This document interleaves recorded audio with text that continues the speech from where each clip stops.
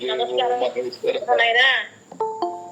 నమస్కారమ్మ. గురు సాక్షాత్ పరబ్రహ్మ తస్మై శ్రీ గురవే నమః. క్షరాక్షరోపాధిరహిత సిద్ధాంతం పూర్ణబోధోపదేశిక శ్రీ అమలానంద వెంకట స్వామి రెడ్డార్య సద్గురుభ్యో నమో నమః.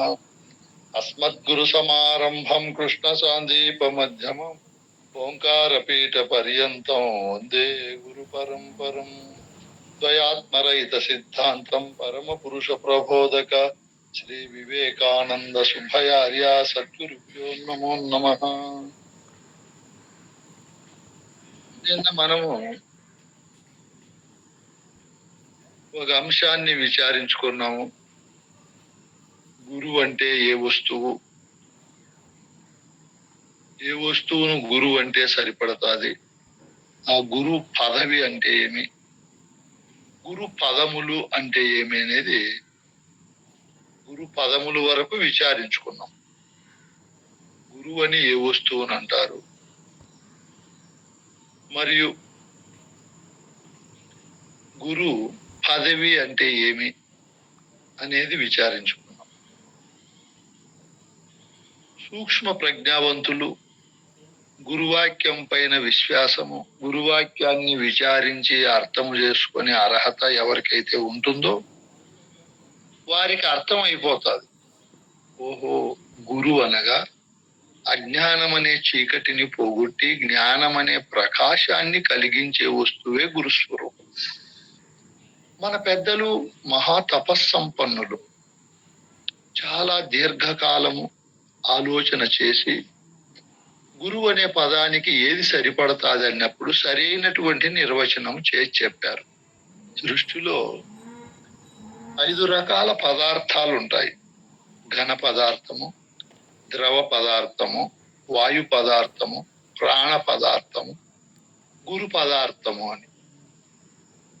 ఘన పదార్థము అంటే గట్టిగా ఉండేది. ద్రవ పదార్థము అంటే నీరు, పాలు ఈ రూపంలో ఉండేది. మరి వాయు పదార్థము అంటే గాలి, అగ్ని ఈ రూపంలో ఉంటుంది. ఇప్పుడు నక్షత్రాలన్నీ కనపడే వాయు రూపంలో ఉండే పదార్థాలు. నీరు మీకు తెలుసు, సముద్రాలు, నదుల్లో ఉంటాయి. ఘన పదార్థాలు అంటే భూమిలో దాదాపు మూలకాలు 109 ఉన్నాయో ఇంకా పైన ఉన్నాయని కనుగొన్నారు. ఇవన్నీ గట్టిగా ఉంటాయి. ఇంకా ప్రాణ పదార్థము ఈ ఘన, ద్రవ, వాయు పదార్థాలు కలిసినప్పుడు ప్రాణ పదార్థం అనేది ఏర్పడుతుంది. ఈ ప్రాణము శాశ్వతంగా ఉండదు. ప్రాణ పదార్థం ఈ 3 శాశ్వతంగా చాలా కాలము ఉంటాయి.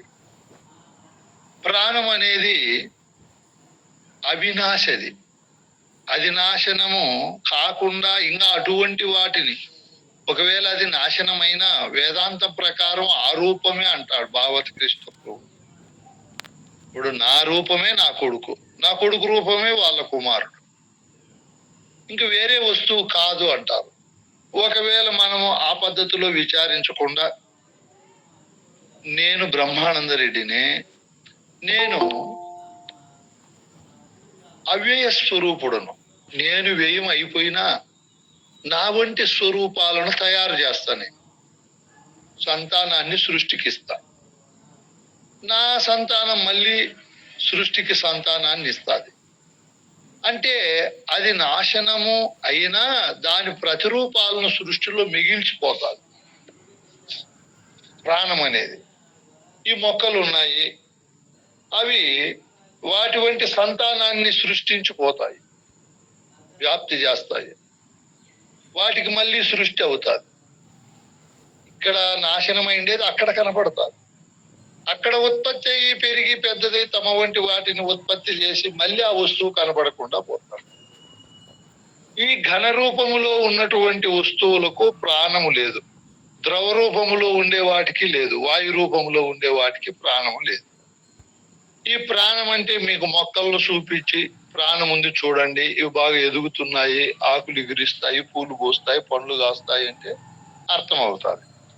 అదే మొక్కలో ప్రాణము లేదనుకో, మొక్క ఏమో ఎండిపోయి ఉంది, ఆ మొక్కలో ఏమి లేదు నాయన అంటే ప్రాణం లేదు, అది చనిపోయింది అంటాం.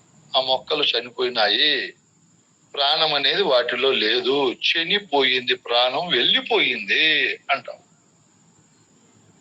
ఇప్పుడు మనము ఎన్ని పదార్థాలు చెప్పుకున్నామమ్మా? 5 పదార్థాలు. 3 పదార్థాలు. ఏమేమి 5 చెప్పుకున్నాము? ఘన పదార్థము, ద్రవ పదార్థము, వాయు పదార్థము, ప్రాణ పదార్థము, గురు పదార్థము. నేను దానికి ఇంకా డెఫినేషన్ చెప్పాల. గురు పదార్థం అంటే 4 చెప్పాను.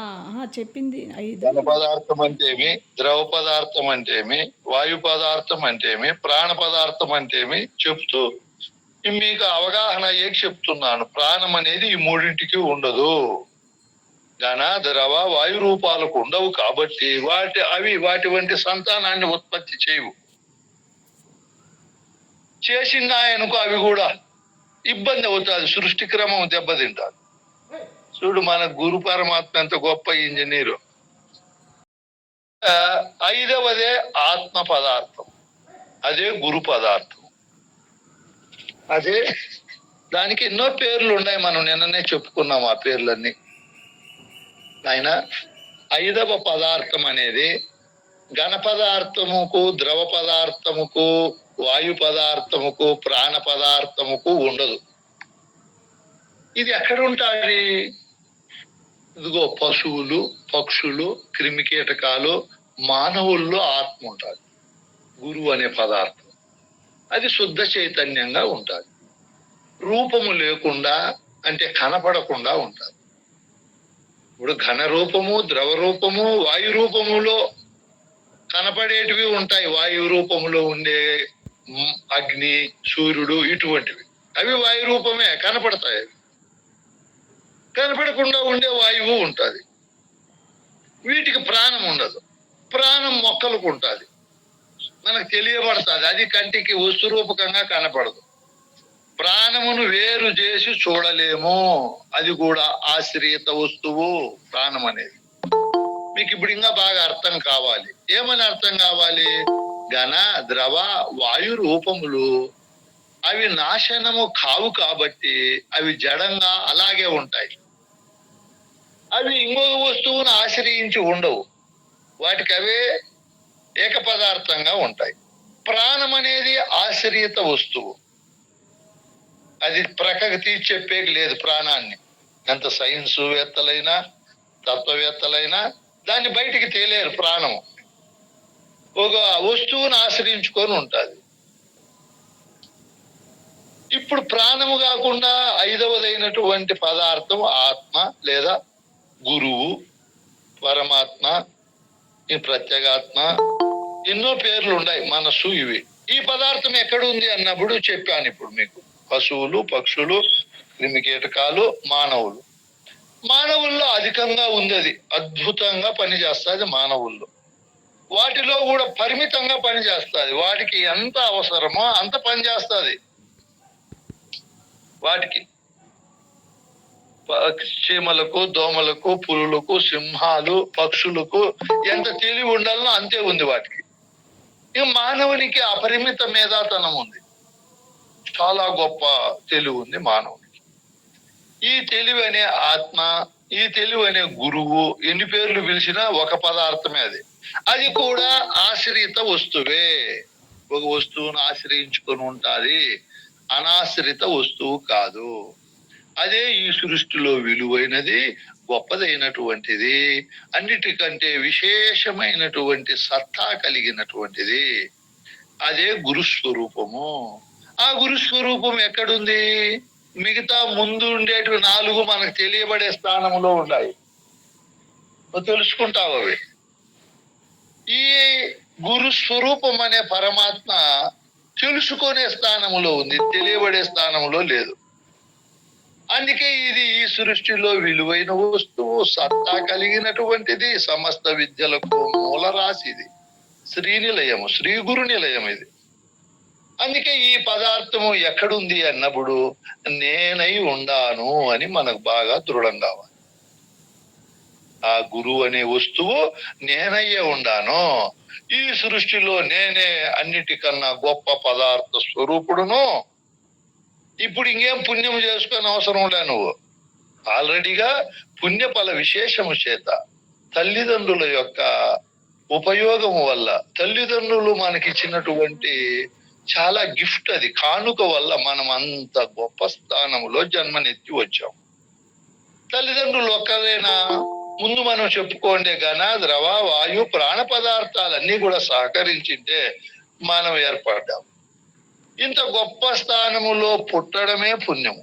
పరమాత్మ స్థానము లేకొచ్చి పుట్టడమే పుణ్యము. నాకు మినహా ఇంకొక పరమాత్మ లేదు, నేను పొందవలసినది లేదు, నేను చెందవలసినది లేదు, నేను అనుభవించవలసినది లేదు. నేనే స్వయంభూ బ్రహ్మమును అనే గురు సన్నిధానములో గురు కృప వల్ల తన స్వరూపాన్ని తాను ఎరగాలి. తన స్వరూపమే గురు స్వరూపము. నేననే వస్తువే గురు పరమాత్మ. వస్తునిశ్చయం అయిపోవాలి. ఇక్కడ తప్ప ఈ పరమాత్మ ఇంకొక చోట లేదు. ఈ పరమాత్మను వివాహము చేసుకొని స్త్రీ పురుషులు మహా సంయోగము చేసినప్పుడు వల్ల ఏర్పడతాదే గాని ఒకరి ఇంకొకరికి మాయ మాటల చేత ఇవ్వలేరు. అట్లా ఏర్పడదది ఆ పరమాత్మ స్వరూపము. ఇదిగో వాళ్ళు ప్రతిష్ఠ చేశారు, ప్రాణ ప్రతిష్ఠ, వీళ్ళు శక్తినిచ్చారు, ఇవన్నీ కల్పిత మాటలు. అలాగా ఎవరు ఇవ్వలేరు. అది ఒక వస్తువు అయితే, ఇదిగో వాళ్ళకి సెల్ ఫోన్ ఇచ్చారు, కారు ఇచ్చారు, బంగారు ఇచ్చారు, డబ్బులు ఇచ్చారు అంటే మనం నమ్ముతాం, అవి వస్తువులు కాబట్టి. పరమాత్మనిచ్చినాడు, శక్తినిచ్చినాడు అంటే అది కల్పితమైన వస్తువు. నేను ముందే మీకు చెప్పాను, ఘన ద్రవ వాయు పదార్థములకు ప్రాణం ఉండదు, పరమాత్మ అయిన ఆత్మ ఉండదు. అవి జడమైనవి. నీవే పరమాత్మ స్వరూపుడువు. నీవు ఆవరణను కలిగి ఉండావు. నువ్వు దేహం అనే ఆవరణను ఆశ్రయించుకొని ఉండావు. ఈ ఆవరణ ఉంటేనే నువ్వు మాట్లాడతావు, వింటావు, చూస్తావు, చెప్తావు, స్పర్శను ఎరుగుతావు, అన్నిటినీ సమస్తం అది ఇది అననేలా గ్రహిస్తావు. నీకంటే పరమాత్మ స్వరూపము గురు వస్తువు ఇంకొకటి లేదు. వాళ్ళు ధ్యానము చేయరు, యోగము చేయరు, తపస్సు చేయరు, మరియు పూజాది క్రియలు ఏమి చేయరు. నిర్మలాంతఃకరణ కలిగి ఉంటారు. అది భ్రష్టత్వము కాకుండా ఉండడమే గురు పదములో ఉండడం. ఐదవదే ఆత్మ పదార్థం, అదే గురు పదార్థం. అదే దానికి ఎన్నో పేర్లు ఉన్నాయి, మనం నిన్ననే చెప్పుకున్నాం ఆ పేర్లన్నీ. ఆయన ఐదవ పదార్థం అనేది ఘన పదార్థముకు, ద్రవ పదార్థముకు, వాయు పదార్థముకు, ప్రాణ పదార్థముకు ఉండదు. ఇది ఎక్కడ ఉంటుంది? ఇదిగో పశువులు, పక్షులు, క్రిమికీటకాలు, మానవుల్లో ఆత్మ ఉంటుంది. గురువు అనే పదార్థం అది శుద్ధ చైతన్యంగా ఉంటుంది. రూపము లేకుండా అంటే కనపడకుండా ఉంటుంది. ఇప్పుడు ఘన రూపము, ద్రవ రూపము, వాయు రూపములో కనపడేటివి ఉంటాయి. వాయు రూపములో ఉండే అగ్ని, సూర్యుడు, ఇటువంటివి అవి వాయు రూపమే, కనపడతాయి. కనపడకుండా ఉండే వాయువు ఉంటుంది. వీటికి ప్రాణం ఉండదు. ప్రాణం మొక్కలకు ఉంటుంది, మనకు తెలియబడుతుంది. అది కంటికి వస్తు రూపకంగా కనపడదు. ప్రాణమును వేరు చేసి చూడలేము. అది కూడా ఆశ్రిత వస్తువు ప్రాణం అనేది. మీకు ఇప్పుడు ఇంకా బాగా అర్థం కావాలి. ఏమని అర్థం కావాలి? ఘన ద్రవ వాయు రూపములు అవి నాశనము కావు కాబట్టి అవి జడంగా అలాగే ఉంటాయి. అవి ఇంకొక వస్తువును ఆశ్రయించి ఉండవు. వాటికి అవే ఏక పదార్థంగా ఉంటాయి. ప్రాణం అనేది ఆశ్రిత వస్తువు. అది ప్రక్కకి తీసి చెప్పేకి లేదు. ప్రాణాన్ని ఎంత సైన్స్ వేత్తలైనా తత్వవేత్తలైనా దాన్ని బయటికి తేలేరు. ప్రాణము ఒక వస్తువును ఆశ్రయించుకొని ఉంటుంది. ఇప్పుడు ప్రాణము కాకుండా ఐదవదైనటువంటి పదార్థం ఆత్మ లేదా గురువు, పరమాత్మ, ఈ ప్రత్యేగాత్మ, ఎన్నో పేర్లు ఉన్నాయి. మనస్సు, ఇవి. ఈ పదార్థం ఎక్కడుంది అన్నప్పుడు చెప్పాను ఇప్పుడు మీకు. పశువులు, పక్షులు, క్రిమికీటకాలు, మానవులు. మానవుల్లో అధికంగా ఉంది, అది అద్భుతంగా పనిచేస్తుంది మానవుల్లో. వాటిలో కూడా పరిమితంగా పనిచేస్తుంది. వాటికి ఎంత అవసరమో అంత పనిచేస్తుంది. వాటికి చీమలకు, దోమలకు, పులులకు, సింహాలు, పక్షులకు ఎంత తెలివి ఉండాలనో అంతే ఉంది వాటికి. ఇక మానవునికి అపరిమిత మేధాతనం ఉంది. చాలా గొప్ప తెలివి ఉంది మానవునికి. ఈ తెలివి అనే ఆత్మ, ఈ తెలివి అనే గురువు, ఎన్ని పేర్లు పిలిచినా ఒక పదార్థమే అది. అది కూడా ఆశ్రిత వస్తువే. ఒక వస్తువును ఆశ్రయించుకొని ఉంటాది, అనాశ్రిత వస్తువు కాదు. అదే ఈ సృష్టిలో విలువైనది, గొప్పదైనటువంటిది, అన్నిటికంటే విశేషమైనటువంటి సత్తా కలిగినటువంటిది. అదే గురుస్వరూపము. ఆ గురుస్వరూపం ఎక్కడుంది? మిగతా ముందు ఉండేటివి 4 మనకు తెలియబడే స్థానంలో ఉన్నాయి. తెలుసుకుంటావు అవి. ఈ గురు స్వరూపం అనే పరమాత్మ తెలుసుకునే స్థానంలో ఉంది, తెలియబడే స్థానంలో లేదు. అందుకే ఇది ఈ సృష్టిలో విలువైన వస్తువు, సత్తా కలిగినటువంటిది, సమస్త విద్యలకు మూలరాశిది, శ్రీనిలయము, శ్రీ గురు నిలయం ఇది. అందుకే ఈ పదార్థము ఎక్కడుంది అన్నప్పుడు నేనై ఉండాను అని మనకు బాగా దృఢం కావాలి. ఆ గురువు అనే వస్తువు నేనయ్యే ఉండాను. ఈ సృష్టిలో నేనే అన్నిటికన్నా గొప్ప పదార్థ స్వరూపుడును. ఇప్పుడు ఇంకేం పుణ్యం చేసుకొని అవసరం లే. నువ్వు ఆల్రెడీగా పుణ్యఫల విశేషము చేత, తల్లిదండ్రుల యొక్క ఉపయోగము వల్ల, తల్లిదండ్రులు మనకిచ్చినటువంటి చాలా గిఫ్ట్, అది కానుక వల్ల మనం అంత గొప్ప స్థానంలో జన్మనెత్తి వచ్చాం. తల్లిదండ్రులు ఒక్కరేనా? ముందు మనం చెప్పుకోండి, ఘన, ద్రవ, వాయు, ప్రాణ పదార్థాలన్నీ కూడా సహకరించింటే మనం ఏర్పడ్డాం. ఇంత గొప్ప స్థానములో పుట్టడమే పుణ్యము. పరమాత్మ స్థానము లేకొచ్చి పుట్టడమే పుణ్యము. నాకు మినహా ఇంకొక పరమాత్మ లేదు, నేను పొందవలసినది లేదు, నేను చెందవలసినది లేదు, నేను అనుభవించవలసినది లేదు. నేనే స్వయంభూ బ్రహ్మము అనే గురు సన్నిధానములో గురు కృప వల్ల తన స్వరూపాన్ని తాను ఎరగాలి. తన స్వరూపమే గురు స్వరూపము. నేననే వస్తువే గురు పరమాత్మ. వస్తునిశ్చయం అయిపోవాలి. ఇక్కడ తప్ప ఈ పరమాత్మ ఇంకొక చోట లేదు. ఈ పరమాత్మను వివాహము చేసుకొని స్త్రీ పురుషులు మహా సంయోగము చేసినప్పుడు వల్ల ఏర్పడతాదే గాని ఒకరి ఇంకొకరికి మాయ మాటల చేత ఇవ్వలేరు. అట్లా ఏర్పడదది ఆ పరమాత్మ స్వరూపము. ఇదిగో వాళ్ళు ప్రతిష్ఠ చేశారు, ప్రాణ ప్రతిష్ఠ, వీళ్ళు శక్తినిచ్చారు, ఇవన్నీ కల్పిత మాటలు. అలాగా ఎవరు ఇవ్వలేరు. అది ఒక వస్తువు అయితే ఇదిగో వాళ్ళకి సెల్ ఫోన్ ఇచ్చారు, కారు ఇచ్చారు, బంగారు ఇచ్చారు, డబ్బులు ఇచ్చారు అంటే మనం నమ్ముతాం అవి వస్తువులు కాబట్టి. పరమాత్మనిచ్చినాడు, శక్తినిచ్చినాడు అంటే అది కల్పితమైన వస్తువు. నేను ముందే మీకు చెప్పాను, ఘన, ద్రవ, వాయు పదార్థములకు ప్రాణం ఉండదు, పరమాత్మ అయిన ఆత్మ ఉండదు. అవి జడమైనవి. నీవే పరమాత్మ స్వరూపుడువు. నీవు ఆవరణను కలిగి ఉండావు. నువ్వు దేహం అనే ఆవరణను ఆశ్రయించుకొని ఉండావు. ఈ ఆవరణ ఉంటేనే నువ్వు మాట్లాడతావు, వింటావు, చూస్తావు, చెప్తావు, స్పర్శను ఎరుగుతావు, అన్నిటినీ సమస్తం అది ఇది అననేలా గ్రహిస్తావు. నీకంటే పరమాత్మ స్వరూపము గురు వస్తువు ఇంకొకటి లేదు. వాళ్ళు ధ్యానము చేయరు, యోగము చేయరు, తపస్సు చేయరు, మరియు పూజాది క్రియలు ఏమి చేయరు. నిర్మలాంతఃకరణ కలిగి ఉంటారు. అది భ్రష్టత్వము కాకుండా ఉండడమే గురు పదములో ఉండడం.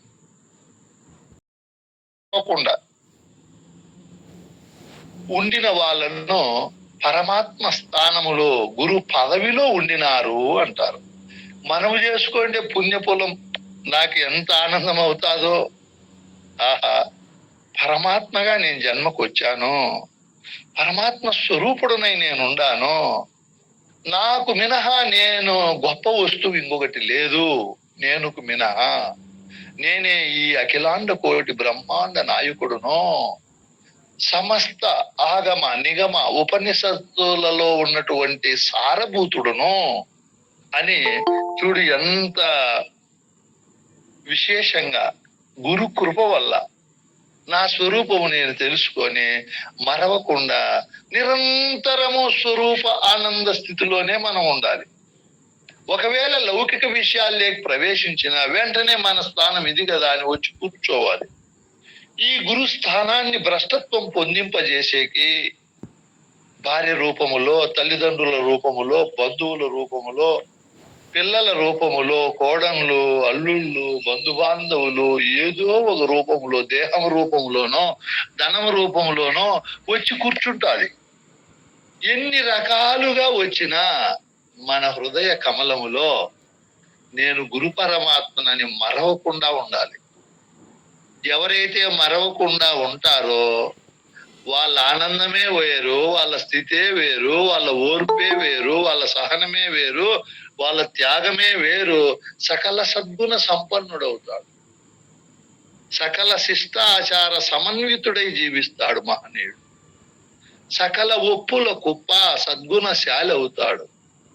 ఇంకా ఆయన దగ్గర ఉండే ఓర్పు ఈ సృష్టినంతా తీసుకొని వచ్చి తూకమేసినా దానికి సమానము కాదు. త్యాగము, ప్రేమ, కరుణ, జాలి, దయ, ధర్మము, న్యాయము, అహింసాత్మక ఇటువంటి గుణాలన్నీ కూడా ఓతప్రోతంగా అక్కడే ఉంటాయి. వాళ్ళ నేర్పరితనము, వాళ్ళ సమయోచితమైన తీసుకునే నిర్ణయాలు అన్ని లోక కళ్యాణంగా ఉంటాయి. ఆ పదవిలో తాను మరవకుండా ఉండాలి. ఇట్లా చాలా కాలము ఈ గురు పరమాత్మ తన స్థానాన్ని భ్రష్టత్వము చేసుకోకుండా పరమానంద భరితంగా ఉండేప్పుడు ఒకానొక సందర్భంలో పరమాత్మకే సందేహం వచ్చింది. నేను పరమాత్మనే, నాకు మినహా ఘనమైన వస్తువు ఇంకొకటి లేదు, నేనే ఈ సృష్టిలో గురుస్థానములో ఉండాను, నేనే జ్ఞానం అనే ప్రకాశాన్ని కలిగి ఉండాను. అయితే నేను దేహము లేకపోతే ఉండలేను కదా, చెవులు లేకపోతే వినలేను, చర్మము లేకపోతే చూడలేను, చర్మము లేకపోతే స్పర్శను ఎరగలేను, కన్నులు లేకపోతే చూడలేను, నాలుక లేకపోతే రుచులు ఎరగలేను, నోరు లేకపోతే మాట్లాడలేను, కాళ్ళు లేకపోతే నడవలేను, చేతులు లేకపోతే ఇచ్చిపుచ్చుకోలేను కదా, ఈ కర్మలన్నీ నేను చేయలేను కదా. దేహమును ఆశ్రయించుకొని ఉండని పరమాత్మనే అన్ని శాస్త్రాలు చెప్పినట్లు.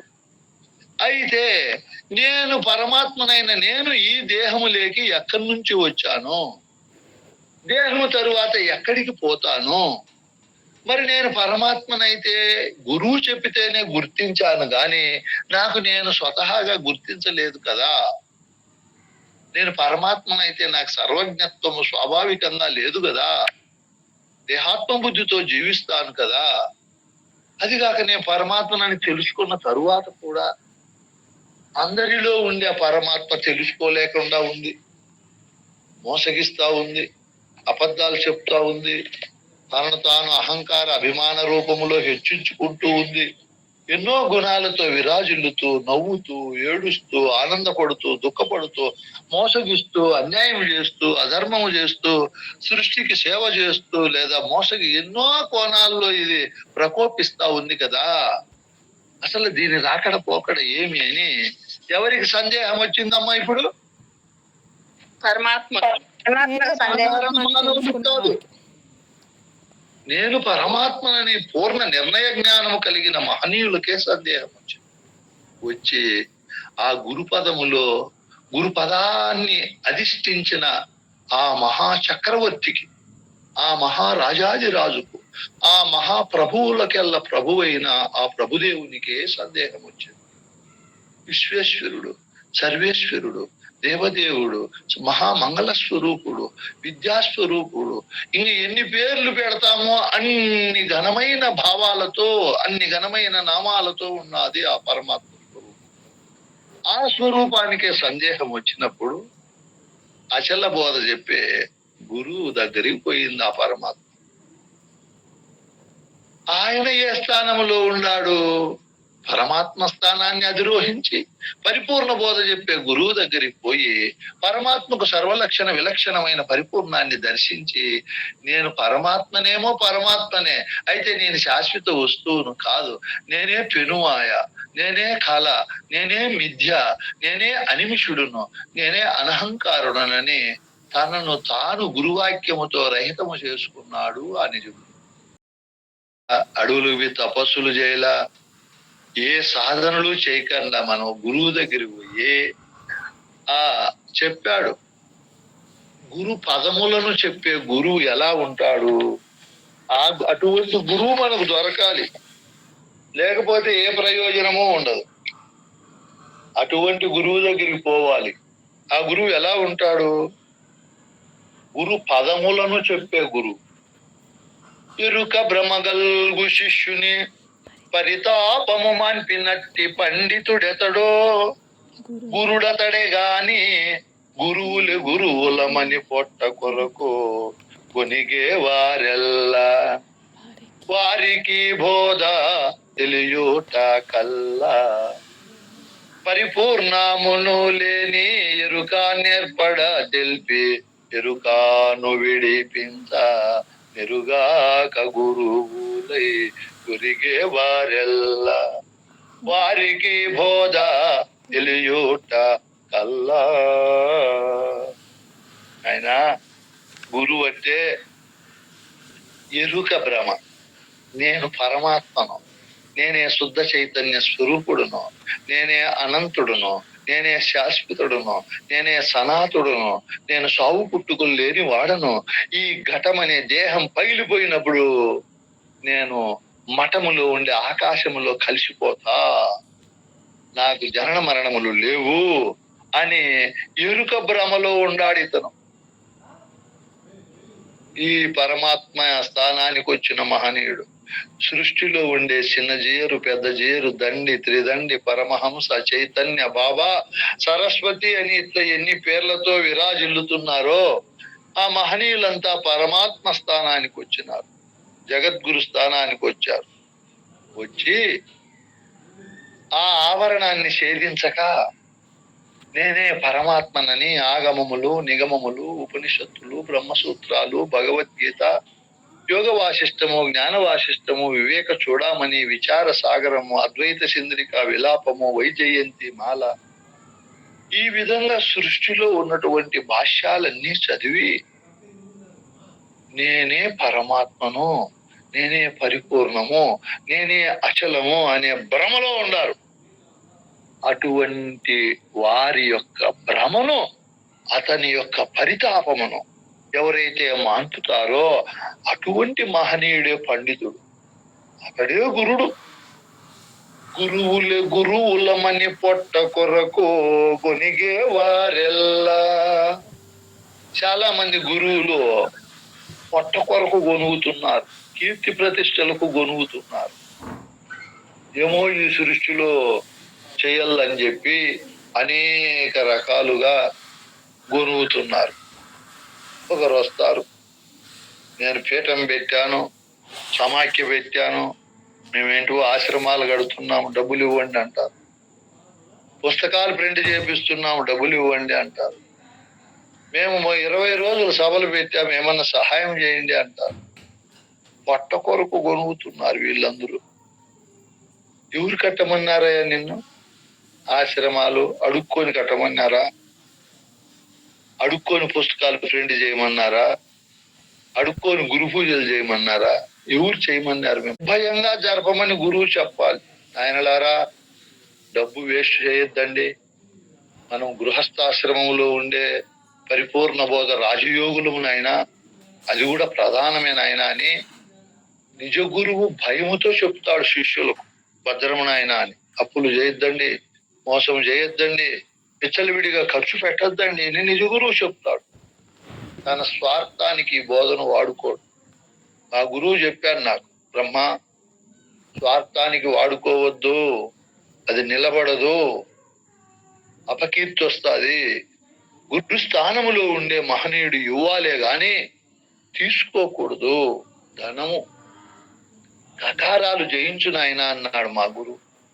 అవి మూడు నీకు మొదట అంటే నీ ముందర ఉండే మహా కోటగోడలు నాయన. వాటిని ఎవరు ఛేదించలేరు. ఎంతో వినయము, విధేయత, భయము, భక్తి ఉండాలి నాయన.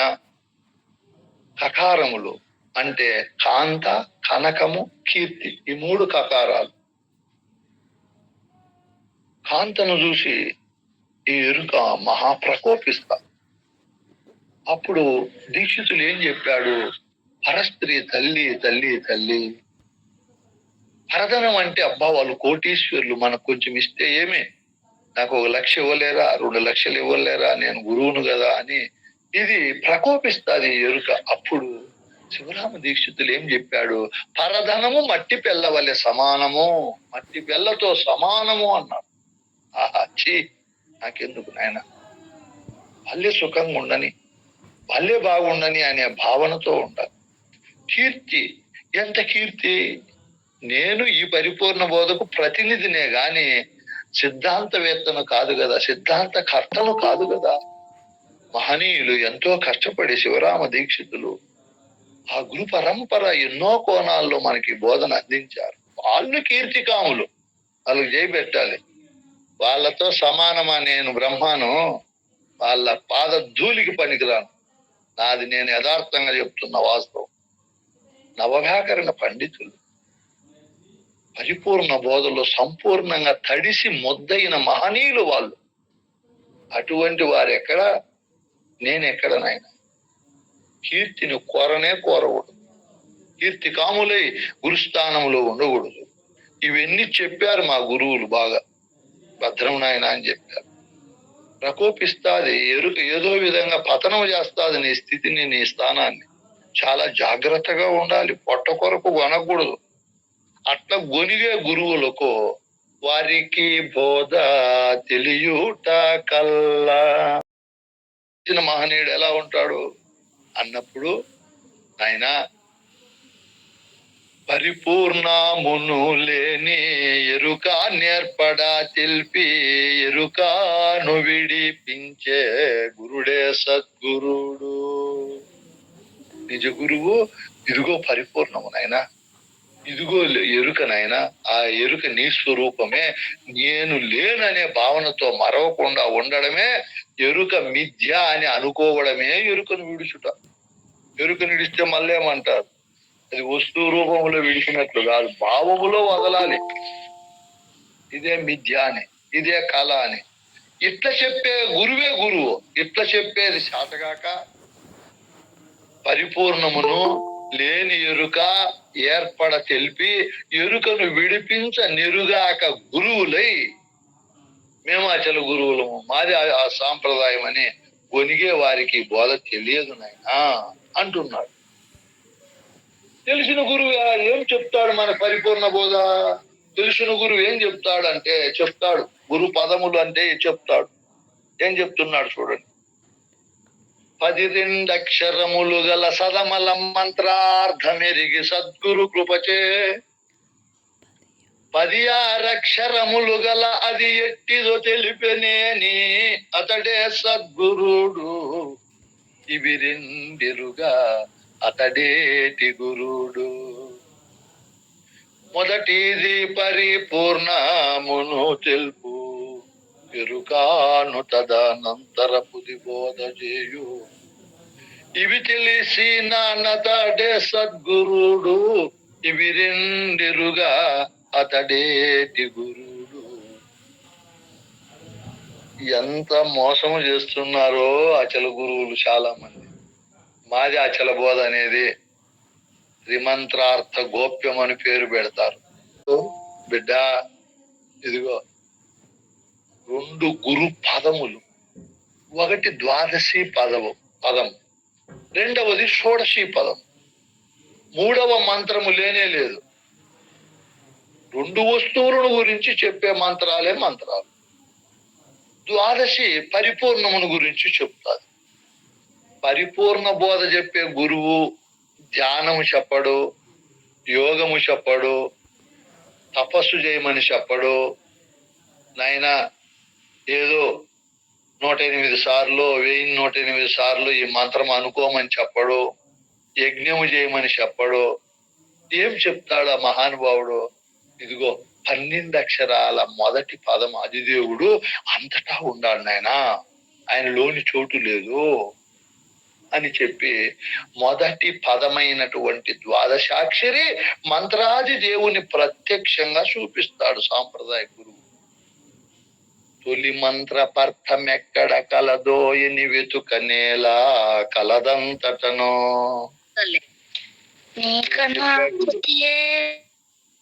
మహానుభావుడు ఏం చెప్తున్నాడు?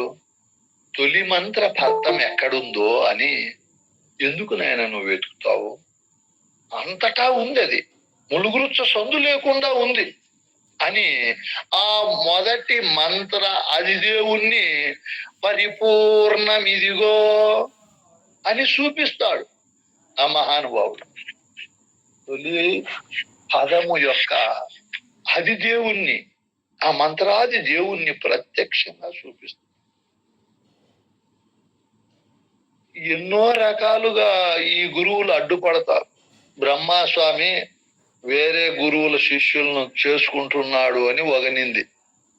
మా ఆమె అచ్యుతుడు ఎప్పుడూ ఉండేవాడు, ఎడతెరిపి లేకుండా ముందుకు పో, వెనుకకు పో, ప్రక్కలకు పో, పైకి పో, క్రిందికి పో, దట్టదట్టంగా ఉన్నాడు ఆ దేవుడు. అదే 12 అక్షరాల దేవుడికి అనుపమానం, దాంతో సమానమైంది ఇంకొకటి లేదు నాయన. చూడు, యథార్థం ఇట్లా చెప్పాలి శిష్యులకు. పంచదశ అనుకో, చతురాక్షరి అనుకో, అష్టాక్షరి అనుకో, వేరే మంత్రాలు సాధనలు ఇవన్నీ చెప్పకూడదు. యథార్థం ఉన్నది ఉన్నట్టు చెప్పాలి. నిజ గురువు ఇంకా 1వ పదాది దేవుణ్ణి గురించి చెప్తాడు. ఏం చెప్తాడు ఆయన మహానుభావుడు? ఇదిగో మొదటి పద అధిదేవుడు.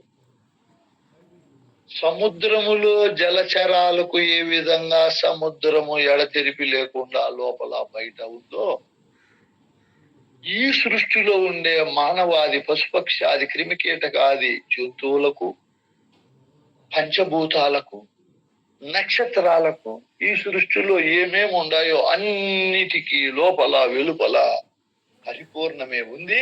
ఆ పరిపూర్ణములోనే మనం అందరము ఉండాము. నాకు మా గురువు సూచన చేశాడు నాయన. ఆ రోజు ఎంత ఆనందం అయిపోయిందో. ఆ బయలే ఎక్కడ చూసినా ఉంది, ఆ బయల్లోనే మనం అందరము ఉండామని ప్రత్యక్షంగా తెలిసిపోయి ఎంత ఆనందం అయిపోయిందో. ఇంకా 2వ మంత్రాది దేవుడు ఉన్నాడు. 16 అక్షరములు గల అది ఎట్టిదో తెలిపెనేని అతడే సద్గురుడు. 16 అక్షరాల మంత్రాది దేవుడు ఉన్నాడు. ఇది 2వ గురు పదం. ఏమి పదం అది? 16 అక్షరాల పదం. దాని అధిదేవుడు ఎవరు? లేని ఎరుక. 12 అక్షరాల మంత్రము ఈ మొదటిది పరిపూర్ణమును తెలుపు. 16 అక్షరాల మంత్రము అది 2వ పదము కాబట్టి అది ఎరుకను బోధించి, ఎరుకను సవివరంగా నీకు దర్శింపజేసి లేని వస్తువు అని చెప్తారు. శిష్యుడు మేధావి అయి, స్వామి లేనెరుక అంటున్నావు, అది ఎట్లా లేదు అంటే అప్పుడు 15 అక్షరాల మంత్రము 16 అక్షరాల మంత్రానికి ఉపమానంగా చెప్తాడు. చూడు, ఉపమాన మంత్రం అది. 15 అక్షరాల మంత్రం ఎట్లా అంటే ఇట్లా అని చెప్తాడు గురువు. దాన్ని తీసుకొని వచ్చి ఈ మహామంత్రాలైన 2 మంత్రాల మధ్యలో పెట్టకూడదు. దీనికి చాలా సూక్ష్మ బుద్ధి ఉండాలి, నిరహంకారం ఉండాలి, గర్వం ఉండకూడదు. నాకు అన్ని తెలుసు, మా గురువు చాలా గొప్ప, ఇట్లా అనుకుంటే కుదరదు. యథార్థము తెలుసుకోవాలి.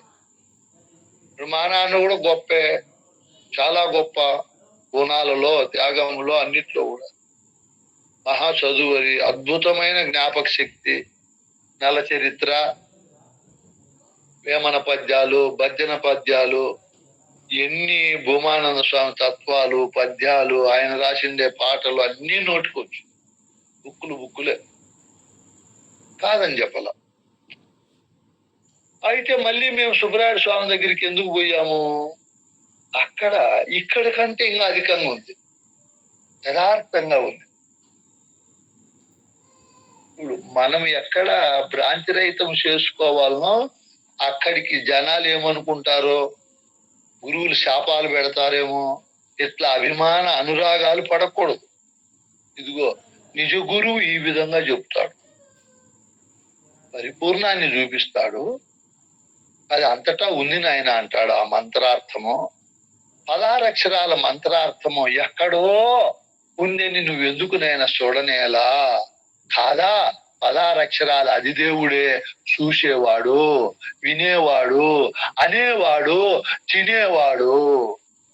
16 అక్షరాల దేవుడే పరమాత్మ స్వరూపుడు.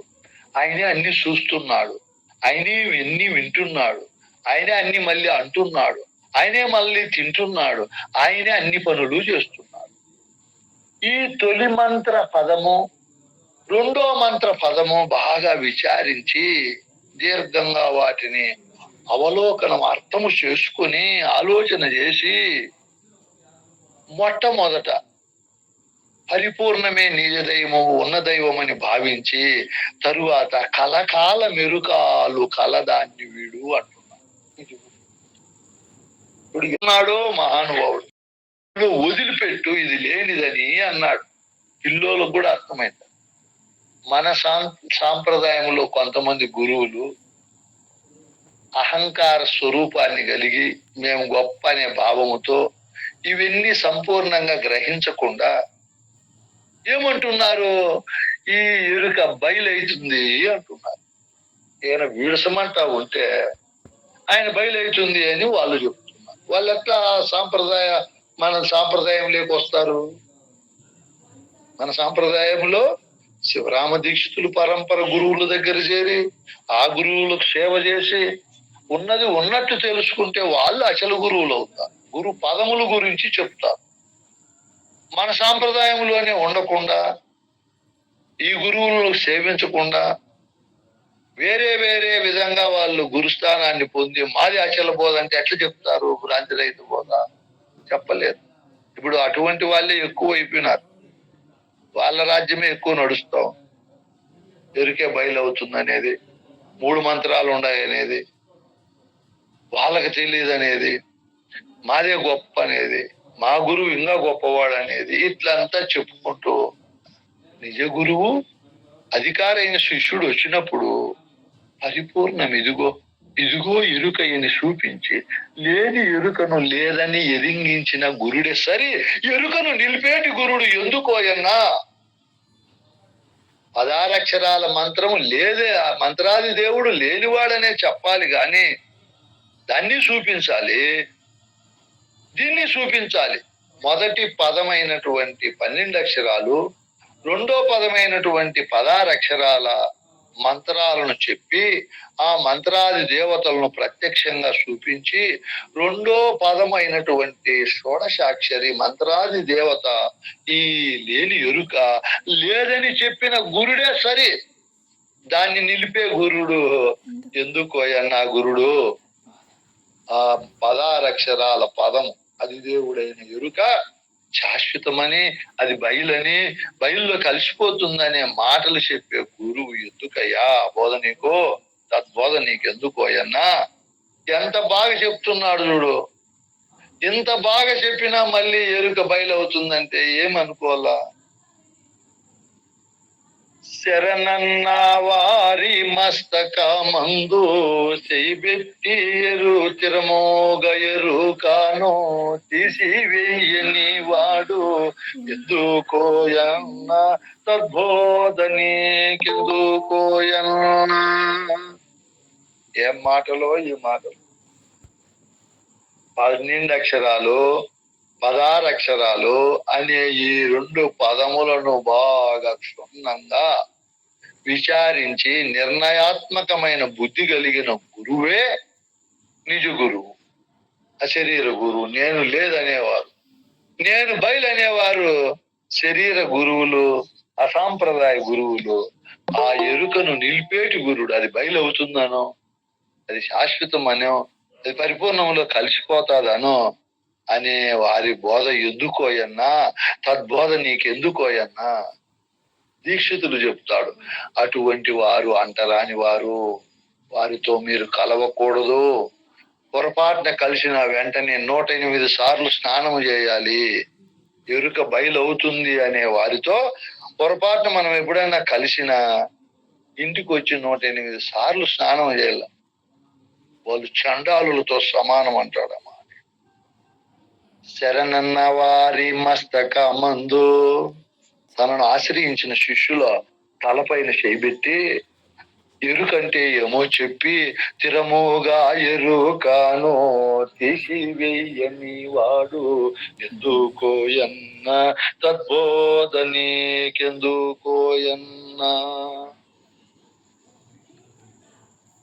ఎంత బాగా చెప్తున్నాడు చూడండి. మీరు విఘ్నులు అన్నాడు. బయలైతుందని చెప్పకూడదు. అది అయ్యాడు కాబట్టి వాళ్ళే చెప్పింది. తీసేయండి అనకుండా, నిలబడదని అనకుండా, పారిపోతుంది అనకుండా, అది భావంలో వదిలిపోతుంది అనకుండా చెప్పేవారు.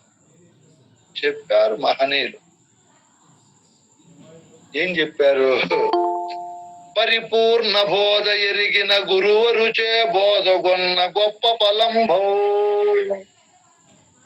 పరిపూర్ణ బోధ తెలిసిన గురువును ఆశ్రయించి ఆయన ద్వారా బోధ వింటేనే గొప్ప ఫలం అవుతుంది. ముందు గురువును వదిలిపెడితే, మా శిష్యుల్లో ఒక శిష్యులకు నాతో ఎంతో సన్నిహితంగా ఉండే గురువు ఒక అతను ఫోన్ చేసి, నువ్వు మళ్ళీ ఆయన దగ్గర ఎందుకు వింటున్నావు బోధ, ఆయన అబద్ధాలు చెప్తాడు, అప్పులు ఎక్కువ ఉన్నాయి ఆయనకు, వినద్దు అని చెప్పాడు. ఆయన చూడు, ఎరిగిన గురువుచే బోధ కొన్న గొప్ప ఫలం. ఆయన గొప్ప ఫలం అనుభవిస్తూ ఉంటాడు, బోధ స్థితిని అనుభవిస్తూ ఉంటాడు. ఇట్లా చిన్న చిన్న విషయాలు పరుగులు పెట్టాడు. శిష్యులంతా వెళ్ళిపోయినా బాధపడు. ఒకసారి ఒక గురువు అడిగాను నన్ను, నువ్వు వేరే శిష్యులు బోధ చెప్తున్నావు, నీ శిష్యులు వేరే గురువుల దగ్గరికి పోతే నువ్వు బాధపడవా? నేను వెంటనే చెప్పాను, బాధపడను స్వామి, సత్యం చెప్తున్నా. సెకండ్ కూడా బాధపడిన. అబ్బా, ఆయన మహానుభావుడు ఎంత గొప్పవాడు, నా శిష్యులను తీసుకొని బోధ చెప్పి నాకు బరువును తగ్గించాడు. అది కాక నేనేం శిష్యులతో జీవనోపాధి చేయలేదు కదా భయపడేకి. కొంతమంది గురువులకు పని లేదు, గొప్ప ఫలమౌన. పరిపూర్ణ బోధ తెలియని గురువులు కూడా మేము గురువులమేనని గురు సేవ చేయకుండా, గురు బోధ వినకుండా గురువులు అయి ఉంటారు. వాళ్ళ దగ్గర బోధ వింటే ఏం ఫలం అవుతుంది? భయం ఉంటుంది, ఆందోళన ఉంటుంది, అనేక సందేహాలు ఉంటాయి. చెప్తున్నాడు ఉపమానం. అది ఎట్లన్నా కుడిరతిలోన పురుషునిచే సంతు కొలతి బడయోను బడయాతరమౌన వారికి తమ వంటి వారిచే గొప్ప ఫలమౌన కుడిరతిలోన. ఏ మాటలు చెప్తున్నాడు ఆయన. పరిపూర్ణ బోధ ఎరుగని గురువు దగ్గర పోయి నువ్వు 1000 ఏళ్ళు బోధ విన్న ఫలితం ఉండదు నాయన. ఎట్ల ఫలితం ఉండదనగా, ఒక మంచి సౌందర్యవంతురాలైన స్త్రీ ఇంకొక స్త్రీని పెళ్లి చేసుకుంది అనుకో. ఇద్దరు సౌందర్యంగా ఉంటారు, బాగా యవ్వనంలో ఉంటారు. 2 ఏళ్ళు అయిపోయాయి, 5 ఏళ్ళు అయిపోయాయి, 10 ఏళ్ళు అయిపోయాయి, 20 ఏళ్ళు అయిపోయాయి. కాలం ఏమైపోతా ఉంది.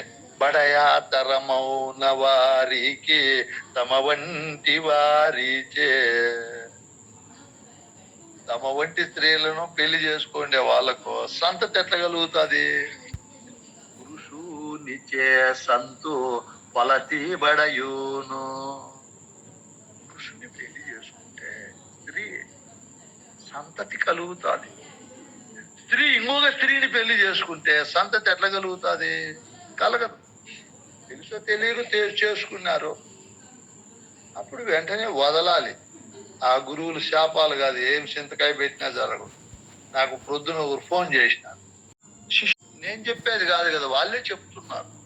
పరిపూర్ణ బోధ నెరుగని గురు శిష్యులు బోధ కొరకు ఘోర పనిబడును గురువర్యు నొకని మరలను హరువరమున బుట్టినట్టి ఆ శిఖండికిని భార్య అయినట్టి అబల తండ్రికిని ఉరుల నిద్దరిని తేవలే నీ ఎల్లుడు నేను ఉరియంతుమని చెప్పి ఉనిత పంపిన యా శిఖండికిని భార్య అయినట్టి అబలా తండ్రికిని.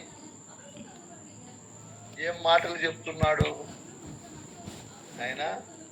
ఒకవేళ ఏదో కారణంతో పరిపూర్ణ బోధలో ద్వాదశి అనే పదము, షోడశి అనే పదము సంపూర్ణంగా తెలియకనే గురువై శిష్యులను చేర్చుకున్నాడు. తాను సరళమైన రాజమార్గములో పయనించకనే ఒక దొంగ త్రోవలో పయనిస్తూ తనను ఆశ్రయించిన వారికి ఇది రాజమార్గం అని పొరపాటున చెప్పాడు. అటువంటి వాళ్ళకిద్దరికి గురువు చెప్తున్నాడు ఇక్కడ, ఆయన ఇదిగో గురు పదములు పవిత్రమైనవి, సర్వోత్కృష్టమైనవి, ఎంతో తపస్సు చేసి చెప్పారు పెద్దలు మహనీయులు. మొదటి పదము, రెండవ పదం. ఈ రెండు పదముల గురించి ఎరుగనే గురువు ఆయన శిష్యులు మళ్ళా ఖచ్చితంగా ఇంకో గురువును కూర్చారండి, తప్పు లేదు. పొరపాటున కాశీరాజు కూతురును ఒక శిఖండికి ఇచ్చి పెళ్లి చేశారు.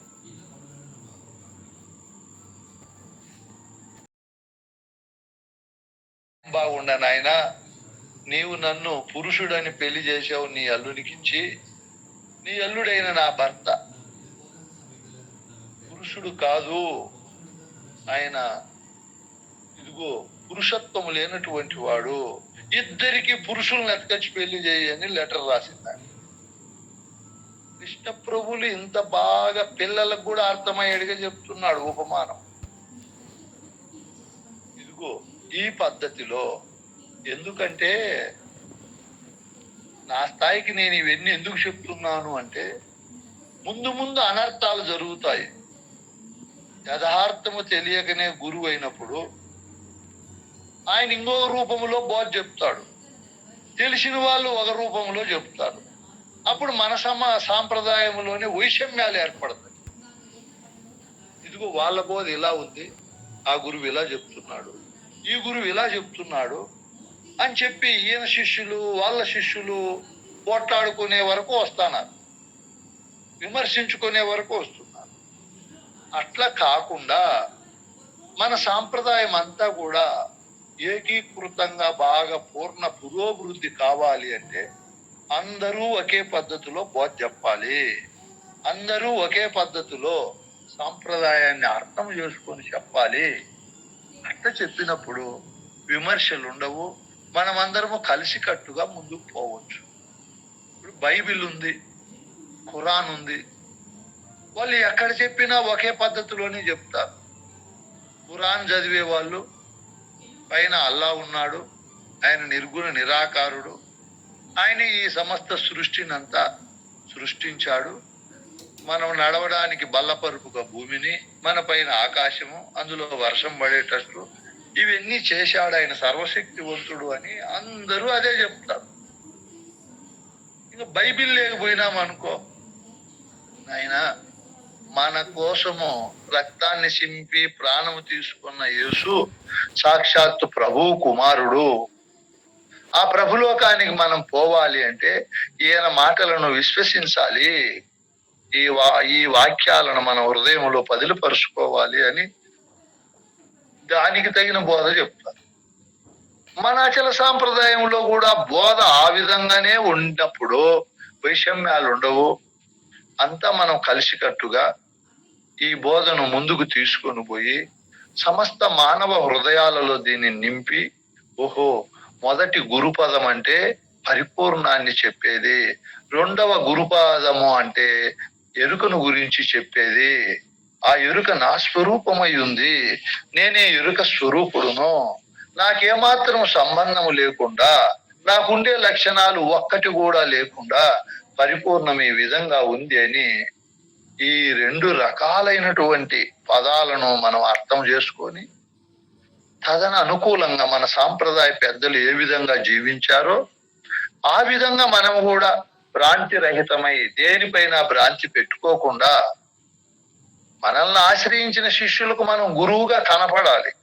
ఓర్పు, నేర్పు, త్యాగము, సహనం, ప్రేమ, దయ, బోధలో అన్నిటిలో గురువుగా కనపడుతూ గురువాక్య పరిపాలన ధురంధరులమై ముందుకు పోవాలని నేను కోరుకుంటూ ఆ విధమైన పద్ధతిలో నడవాలనేదే మన సుసంకల్పం. మీకు కొన్ని మాటలు ఇతరులను విమర్శించినట్లు ఉంటారు. దుర్విమర్శను సద్విమర్శగా, సద్విమర్శను దుర్విమర్శగా సద్గురువు చేయడు. సద్విమర్శను సద్విమర్శగానే మాట్లాడతాడు, దుర్విమర్శను దుర్విమర్శగానే మాట్లాడతాడు. మనకి ఎవరిపైన వాదము ఉండదు, భేదము ఉండదు. వాద భేదాలకు అతీతమైనది పరిపూర్ణం. ఈ విధంగా మనం ముందుకు పోవాలని కోరుకుంటూ ఈ విధంగా 2 పదాలను అర్థం చేసుకొని రెండవ పదమైనటువంటి షోడశాక్షరి మహామంత్రాన్ని పంచదశిని మహామంత్రం అనరు. పంచదశి మంత్రముచే వదిలిపెట్టి, అంటే 16లో 15 తీసివేస్తే 1 మిగులుతుంది.